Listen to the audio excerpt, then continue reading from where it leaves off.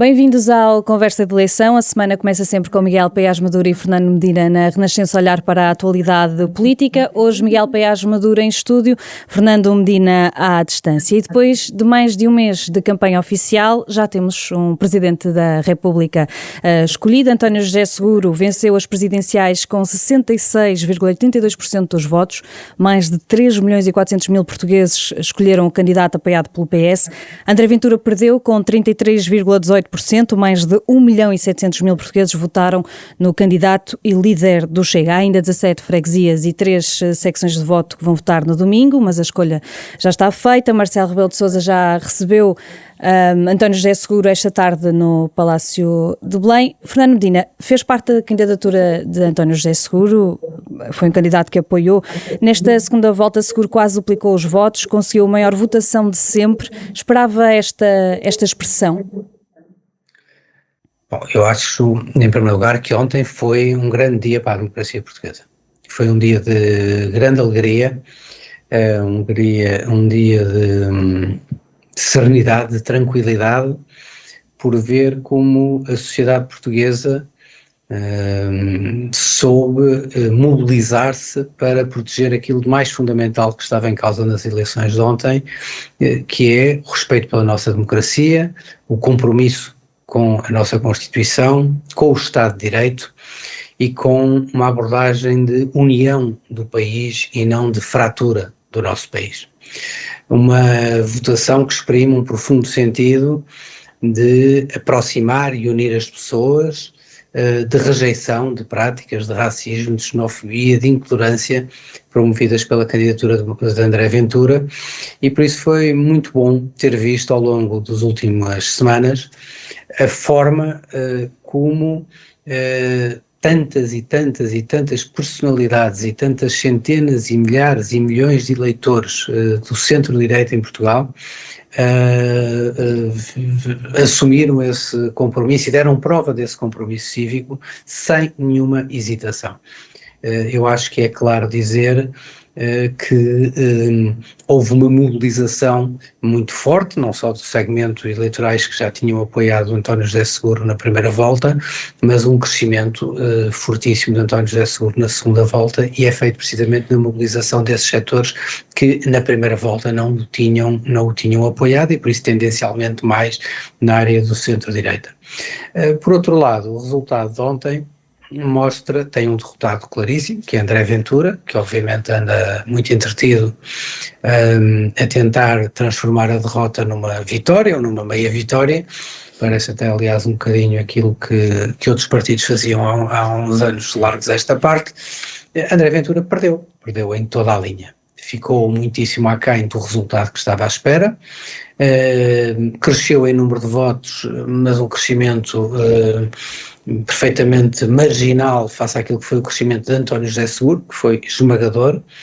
Não teve com ele grandes personalidades do centro-direita em Portugal, não os conseguiu unir, não os conseguiu mobilizar, não os conseguiu atrair, e por isso falha, na minha opinião, de forma muito clara, o seu objetivo de ser o líder da direita em Portugal. Também já vamos já vamos olhar mais para o discurso que ontem fez André Ventura. Miguel Paes Maduro, aproveitando que o Fernando Medina estava a falar desta mobilização em torno de António José Seguro, o Miguel também apoiou o candidato nesta segunda volta. Considera que foi esta mobilização também no centro-direita a apoiar um candidato do PS que ajudou António José Seguro a ter uma vitória tão expressiva? Contribuiu para isso, mas naturalmente que o primeiro mérito é do próprio Dr. António José Seguro, isso deve-lhe ser reconhecido. Ele começou com 6% nas sondagens, como ele lembrava ontem, e terminou com um resultado histórico, que é a maior vitória eleitoral em democracia em Portugal. Desta vez é uma vitória grandinha. Ninguém pode acusar de pouquinho. Portanto, ele tem mérito por isso, não é? E naturalmente, e o mérito, não sendo uma personalidade entusiasmante, carismática, como se diz, é uma personalidade que podemos reconhecer uma noção institucional, moderação, e portanto isso num contexto como aquele que vivemos, isso são vantagens. E por contraposição a um candidato que é o total oposto disso, não é? Que poderia colocar em causa próprios fundamentos, aspectos fundamentais do nosso regime político, tal como entendemos a democracia liberal e o Estado social, que isso contribuiu para que, de forma natural, eu direi, não apenas o seu espaço político de origem, que é o espaço político do Partido Socialista e do centro-esquerda, mas também de outros partidos depois de esquerda e depois do centro-direita, convergissem no apoio à candidatura de António José Seguro, e isso tem o outro lado da moeda, que é uma derrota clara de André Ventura, que, sobretudo, porque ele próprio apresentou estas eleições como uma necessidade de se afirmar como líder da direita e centro-direita, e portanto das duas uma, ou a direita é muito pequenina, afinal, e ele tem muito pouco de direita há muito pouco de direita para ele liderar, ou então ele não é líder nenhum desse espaço, cresceu muito pouco relativamente. Isto não quer dizer que não continue a existir um risco real de André Ventura poder vir a ganhar umas eleições legislativas. Eu acho que no contexto de fragmentação, o crescimento mesmo assim gradual de André Ventura e do Chega, que são um e a mesma coisa no fundo, cria um risco, que é um risco de, a determinada altura, o Chega ser o maior dentro de partidos mais pequenos. Era uma questão que pode confrontar PSD e PS com um risco elevado para ambos os partidos e para o regime. Era uma questão que tinha para lhe colocar, se considera que estes votos que migraram para André Ventura nesta segunda volta, penso que são mais 200 mil do que na primeira. 250 mil, acho, à volta se disso. Estes votos dificilmente agora sairão do Chega e voltarão à sua origem, ou o Chega tem capacidade para os manter? Acho que não, acho que é por isso que ele ficou muito longe daquilo que ele pretendia.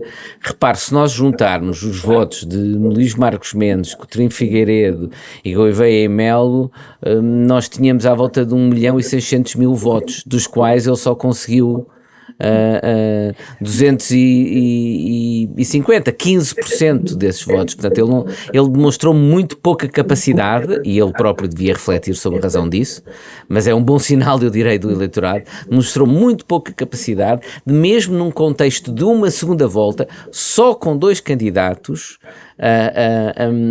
conseguir aumentar o seu eleitorado potencial, e fez num contexto que não é repetível, e portanto eu acho que boa parte desse eleitorado foi um eleitorado que não se irá manter.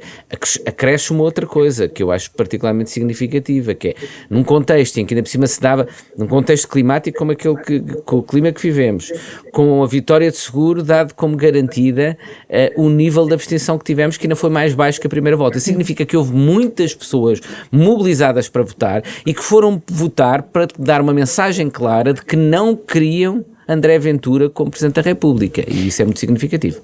Ainda assim, ontem o André Ventura insistiu nessa questão da liderança da direita e de que estava aberto o caminho para a governação, o caminho para o Chega para a governação.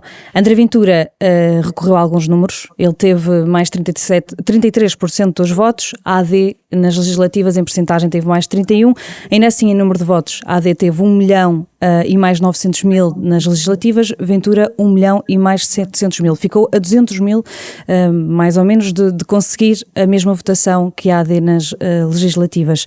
Fernando Medina, André Ventura tem argumento para se nomear como líder da direita, uma vez que tentou recorrer à percentagem para dizer que teve uma percentagem maior que a AD, é um argumento suficiente? Bom, Filipe, ele tentou recorrer à percentagem porque ele não tinha o objetivo que era ser em número de votos, não é? Por isso aquilo ele vai mudando o indicador à medida que os resultados vão degradando. Vai mudando o local da baliza para onde chuta. Exatamente, aquilo vai mexendo, não é? Aquilo não deu, vai alargando a baliza, a ver se aquilo conta como golo, quer dizer, aqui isto, por todos os... Aliás, e este jogo, ele faz isto com alguma eficácia ao ponto de nós agora estarmos a discutir esse critério, mas isso é um critério inteira que ele inventou. Inventou na noite, porque até lá era o número de votos, não é? Eu acho que isto foi absolutamente inequívoco, que André Ventura é o grande derrotado destas eleições, quer dizer, não há volta aqui a dar-lhe, dizermos o Chega desapareceu e André Ventura desapareceram da sociedade portuguesa. Não desapareceram, estão aqui, são um fenómeno político a lidar. Agora, a primeira vez que a sociedade portuguesa, no seu conjunto, é chamada perante uma ameaça real numa atitude de inércia ou de laxismo, que se tivesse uma atitude de inércia ou de laxismo, podia ter à frente dos destinos do cargo mais importante do país, André Ventura, a sociedade portuguesa foi muito clara. 2/3 disse não queremos, nós queremos um candidato completamente diferente de André Ventura, nós queremos um candidato que seja um democrata com provas dadas, que respeite a Constituição, que seja um moderado, que procure unir os portugueses, tudo que não seja um populista, que não seja um demagogo, que se preocupe com os problemas das pessoas de forma efetiva, mas também não as iluda quanto às facilidades dos caminhos. Isto foi o que os portugueses escolheram. E escolheram não só os portugueses do espaço de origem de António José Seguro, mas também os portugueses que noutras áreas políticas e com outras sensibilidades políticas foram votar esmagadoramente em António José Seguro. Nós aqui falamos que André Ventura sobe 250 mil votos. Pois, mas é que António José Seguro subiu 1.750.000 votos, 1.750.000 votos a mais, por isso nós estamos a falar de quase 7 vezes mais do que o crescimento que André Ventura teve. E por isso, quando chegou à altura da escolha, não houve qualquer dúvida, e por isso é que André Ventura sabe que, e aliás via-se desde toda a encenação ontem foi toda diferente daquelas que nós vemos noutros momentos, não é? Porquê? Porque obviamente que foi uma derrota, e foi uma derrota pesada. Pode André Ventura repetir este exercício numas eleições legislativas?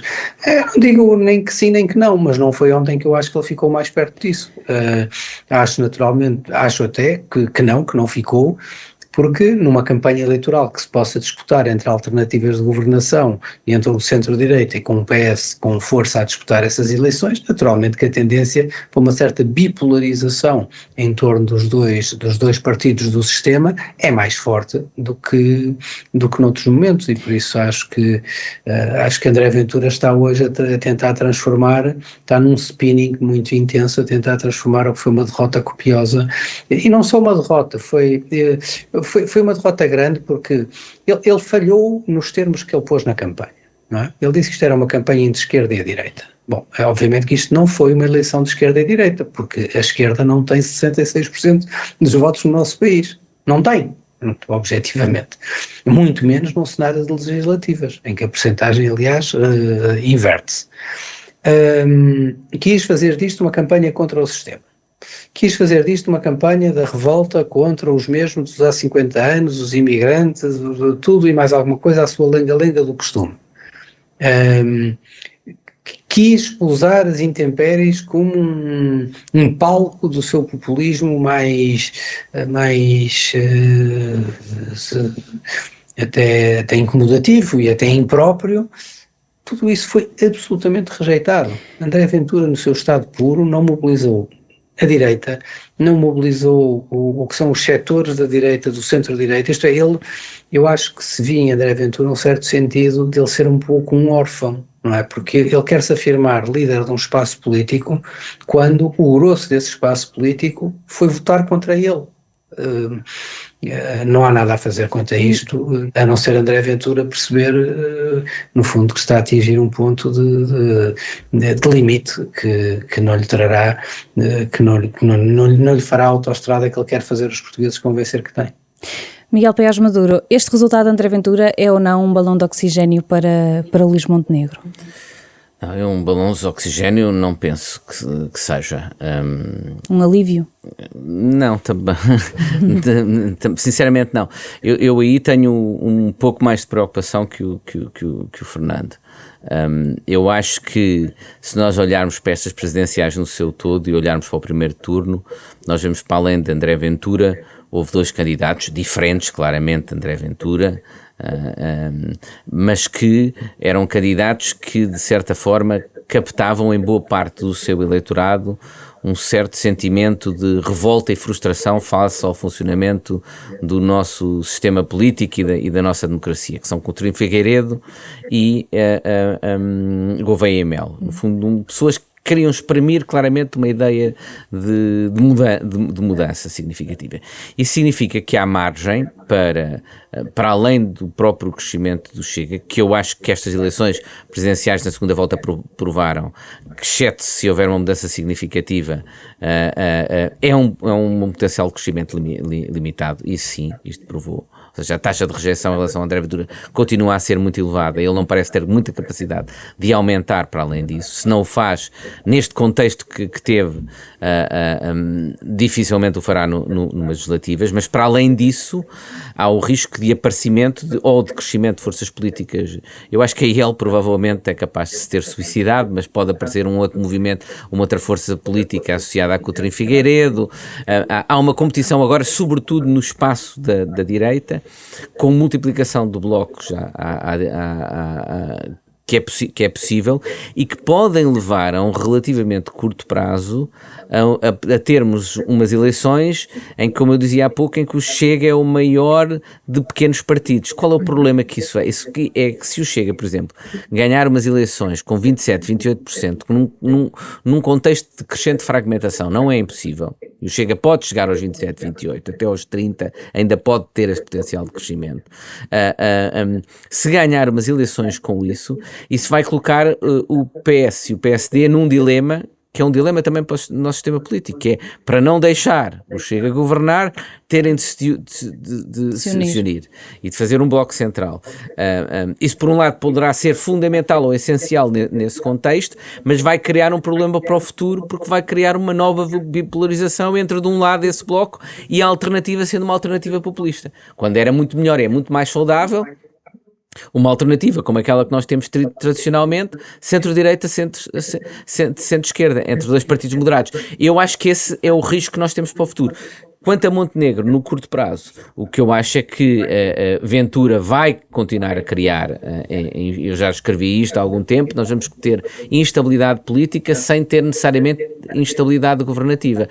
António José Seguro foi muito claro que para ele, por exemplo, um derrubo do orçamento, um chumbo do orçamento, não significa uma dissolução da Assembleia da República, mas isso, por um lado, é uma garantia de estabilidade, um certo tipo de estabilidade, mas por outro lado também vai libertar o Chega e até o próprio Partido Socialista, eventualmente, para poder chumbar o orçamento, porque isso não implica uma dissolução da Assembleia.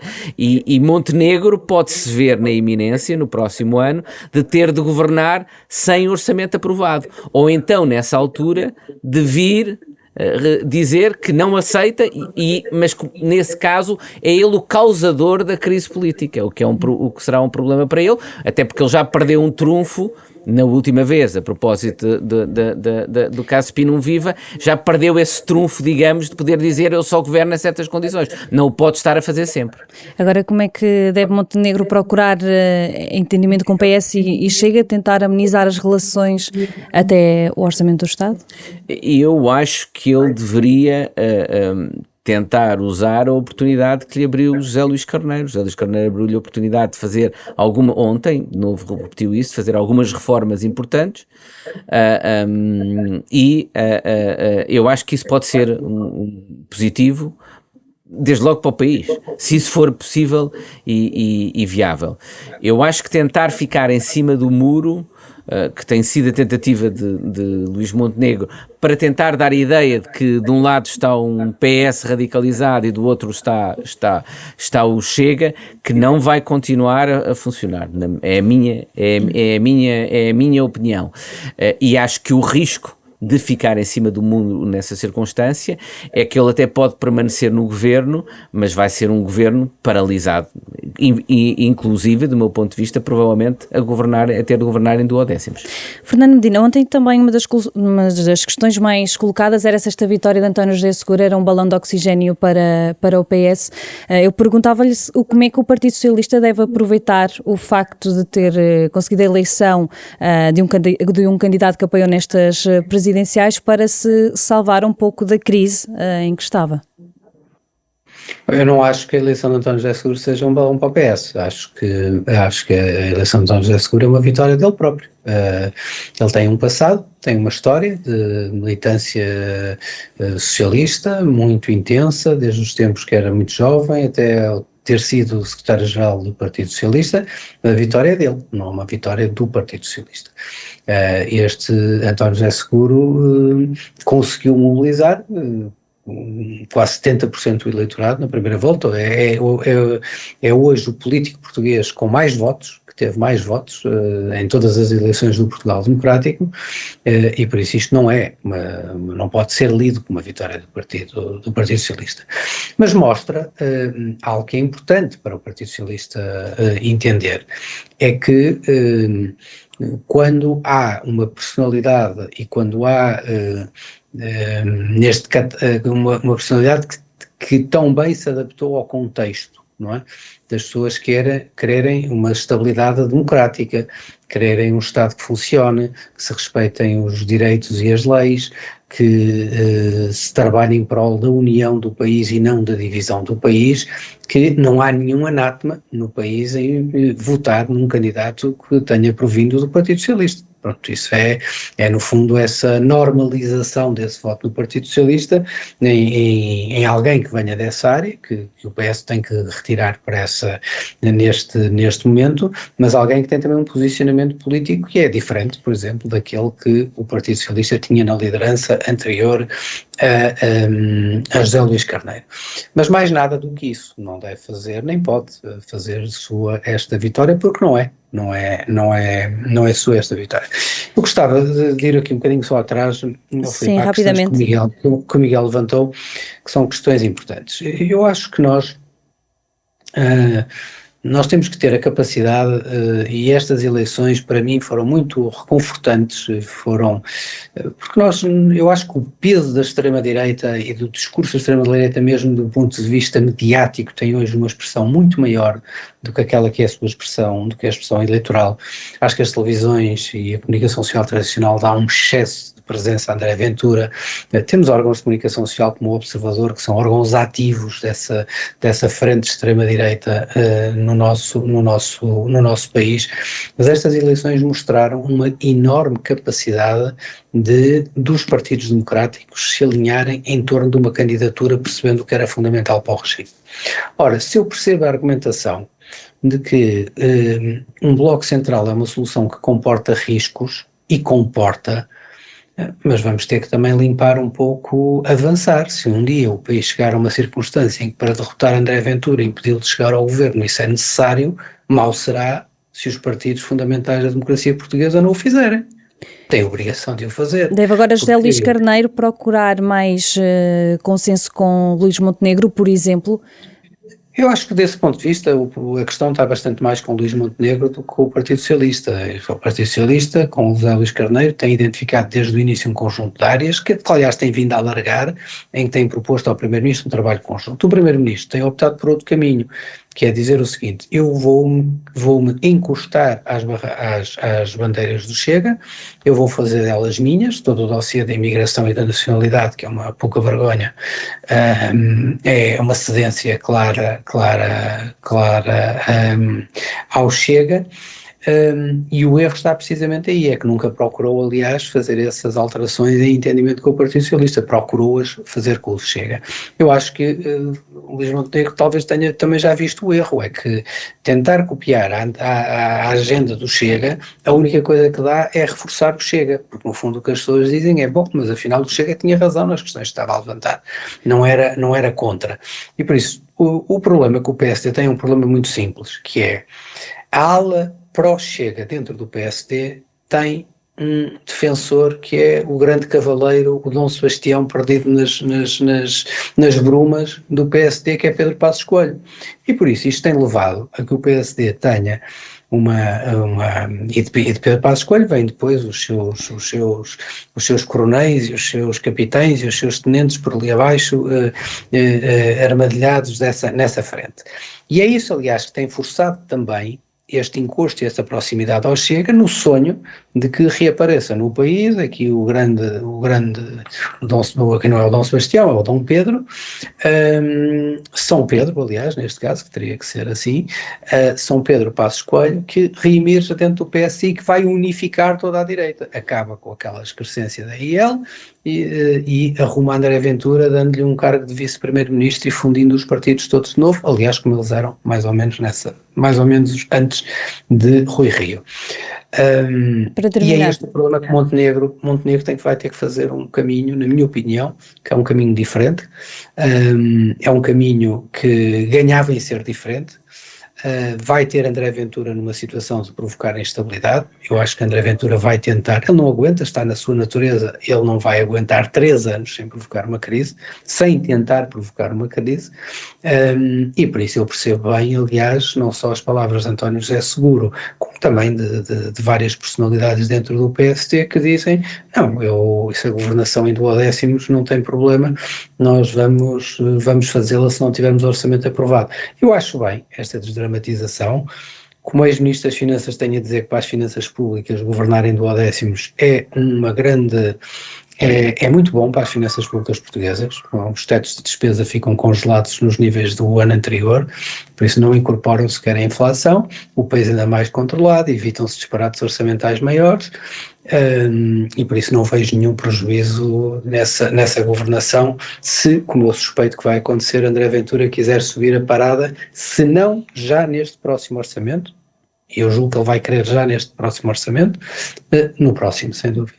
Miguel Paes Maduro, não sei se quer falar do regresso de Pedro Passos Coelho, uma vez que também trabalhou com o ex-primeiro-ministro. Só ele é que pode dizer se algum dia quer regressar, em que circunstâncias. Parece-me claro é que Luís Montenegro não quer nem está interessado no regresso de Passos Coelho. Mas eu digo uma coisa que não tem diretamente a ver com Passos Coelho, mas que aborda esse tema. Eu acho que há claramente 3, e é preciso assumir isso com naturalidade, 3 sensibilidades dentro do PSD sobre como lidar com o Chega. Há quem entenda, e qualquer uma delas é legítima, e eu não acho que quem defenda uma em concreto passa a ser fascista ou pró-fascista por causa disso. Qualquer uma destas sensibilidades acha que se calhar é a melhor forma de até arrumar com o Chega. Uma sensibilidade entende que a melhor forma é não ter qualquer separação com o Chega e fazer uma grande coligação à direita, usar a capacidade que o Chega teve, no fundo, de alargar e trazer mais pessoas para a participação política, abraçando o Chega e dessa forma digamos, eliminando o Chega, ou seja, trazendo o Chega para dentro do regime e de prática depois para dentro do PSD. Outra sensibilidade, que me parece que é a sensibilidade que domina a estratégia do Primeiro-Ministro, é de que a forma de lidar com do PSD, de lidar com o Chega, é manter uma separação idêntica do Chega relativamente ao Partido Socialista, portanto tentando apresentar isso como uma ocupação do espaço político central, encostando o PS à esquerda e o Chega à direita. No fundo, um bocadinho simétrico ao que António Costa tentou fazer com o PSD antes. A terceira sensibilidade, que é a minha, eu devo dizer, é aquela que acha que o PSD, na realidade, na minha opinião, um dos aspectos fundamentais do regime, está mais próximo do Partido Socialista do que está mais próximo do Chega.